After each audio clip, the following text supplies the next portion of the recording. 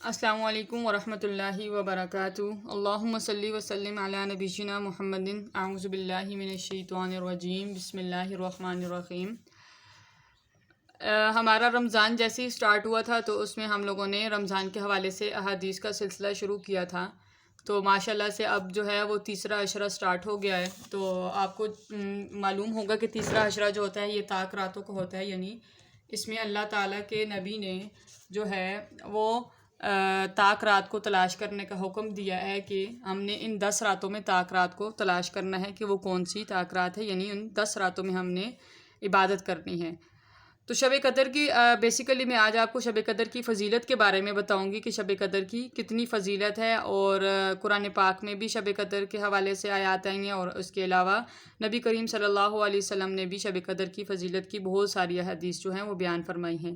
تو اگر آپ شب قدر کی فضیلت کے لیے دیکھیں قرآن پاک، تو سب سے پہلے جو ہے ہمارے پاس جو ہے شب قدر کی فضیلت کے حوالے سے قرآن پاک کی سورہ قدر ہے، جس میں اللہ تعالیٰ نے فرمایا ہے اِنَّا أَنزَلْنَاهُ فِي لَيْلَةِ الْقَدْرِ وَمَا أَدْرَاكَ مَا لَيْلَةُ الْقَدْرِ لَيْلَةُ الْقَدْرِ خَيْرٌ مِّنْ أَلْفِ شَهْرٍ تَنَزَّلُ الْمَلَائِكَةُ وَالرُّوحُ فِيهَا بِإِذْنِ رَبِّهِم مِّن كُلِّ أَمْرٍ سَلَامٌ هِيَ حَتَّى مَطْلَعِ الْفَجْرِ۔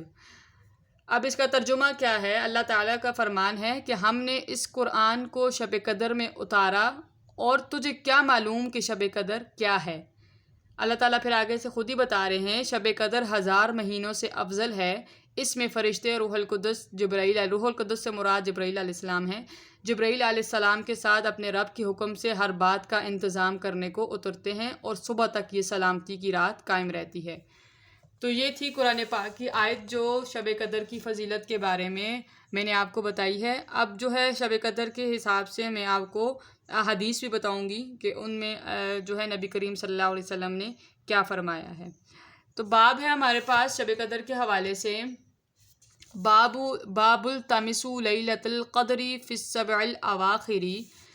ترجمہ ہے شب قدر کو رمضان کی آخری طاق راتوں میں تلاش کرو، یعنی ہم نے اس کو شب قدر کو طاق راتوں کی آخری جو ہیں یہ طاق راتیں، ان میں ہم نے تلاش کرنا ہے۔ حدیث کیا بیان کرتی ہے، آئیے حدیث پڑھتے ہیں۔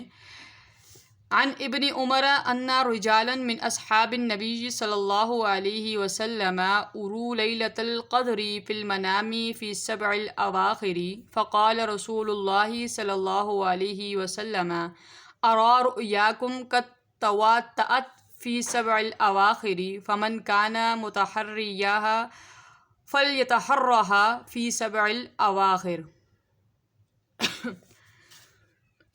اچھا جی، حدیث بیان کرتی ہے حضرت عبداللہ بن عمر رضی اللہ تعالیٰ عنہما نے سے روایت ہے کہ نبی کریم صلی اللہ علیہ وسلم کے چند اصحاب کو شب قدر خواب میں 7 آخری تاریخوں میں دکھائی گئی تھی۔ پھر رسول اللہ صلی اللہ علیہ وسلم نے فرمایا، میں دیکھ رہا ہوں کہ تمہارے سب کے خواب 7 آخری تاریخوں پر متفق ہو گئے ہیں، اس لیے جسے اس کی تلاش ہو وہ اسی ہفتے کی آخری طاق راتوں میں تلاش کرے۔ یعنی شب قدر کی فضیلت کے بارے میں بتایا گیا ہے کہ ہم نے شب قدر کو آخری 10 راتوں میں تلاش کرنا ہے، اور آخری 10 راتوں میں کیسے تلاش کی جائے گی، اور ان میں ہم لوگوں نے نماز کا اہتمام کرنا ہے، نوافل کا اہتمام کرنا ہے، ذکر و اذکار کا اہتمام کرنا ہے۔ اس طریقے سے ہمیں اللہ تعالیٰ جو ہے شب قدر کی فضیلت اس سے جو ہے وہ نواز دے گا۔ اب اسی حوالے سے جو ہے ایک اور ہے حدیث جو ہے وہ شب قدر کے حوالے سے ہے، آئیے یہ بھی پڑھتے ہیں کہ اس میں جو ہے وہ نبی کریم صلی اللہ علیہ وسلم نے کیا فرمایا ہے۔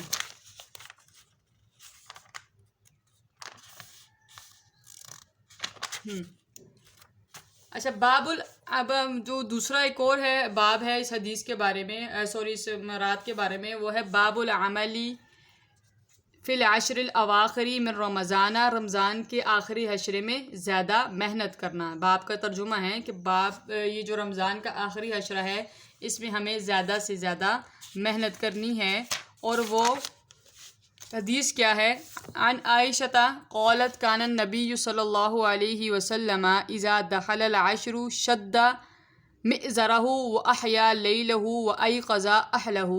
یعنی حضرت عائشہ نے بیان کیا ہے کہ جب رمضان کا آخری عشرہ آتا تو نبی کریم صلی اللہ علیہ وسلم اپنا تہبند مضبوط باندھتے، یعنی اپنی کمر پوری طرح کس لیتے، اور ان راتوں میں آپ خوب آپ جو ہے وہ خود بھی جاگتے اور اپنے گھر والوں کو بھی جگایا کرتے تھے۔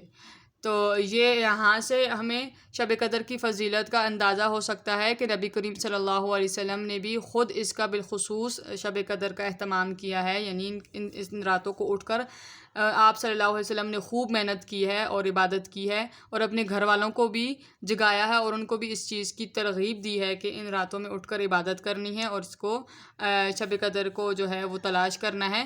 تو لہٰذا یہ جو ہے ان ایام میں ہمیں عبادت کرنی چاہیے، اور ان ایام کو ہم نے غنیمت سمجھنا چاہیے کہ اللہ تعالیٰ نے رمضان کے اس آخری عشرے میں عبادت الہی کو بہت بڑا ثواب ہے، اس میں بہت زیادہ اللہ تعالیٰ اس چیز عبادت کا ثواب دیتے ہیں۔ تو یہ تھی ہمارے پاس شب قدر کی فضیلت کی احادیث جو میں نے آپ کو بتائی ہیں۔ تو جتنا ہو سکے آج جو ہے رمضان کی جو ہے 23ویں شب ہوگی، رات کو 22واں روزہ ہے اور رات جو شب ہے وہ 23ویں ہوگی، تو کوشش کیجئے خود بھی اٹھیے اور اپنے گھر والوں کو بھی ساتھ اٹھا کر شب قدر کی عبادت کیجئے۔ امید ہے کہ اللہ تعالیٰ ہم میں سے کسی کی اللہ تعالیٰ کو عبادت جو ہے وہ پسند آ جائے اور اس کو وہ رات مل جائے۔ تو یہ میں نے آپ کو آج کچھ احادیث بتائی ہیں، تو امید کرتی ہوں آپ کے نالج میں اضافہ ہوا ہوگا۔ انشاءاللہ نیکسٹ ویڈیو میں بھی آپ کے پاس نئی انفارمیٹیو ویڈیو کے ساتھ حاضر ہوں گے۔ آج کا سبق اتنا کافی ہے۔ جزاک اللہ خیر، صدق اللہ العظیم۔ السلام علیکم ورحمۃ اللہ وبرکاتہ۔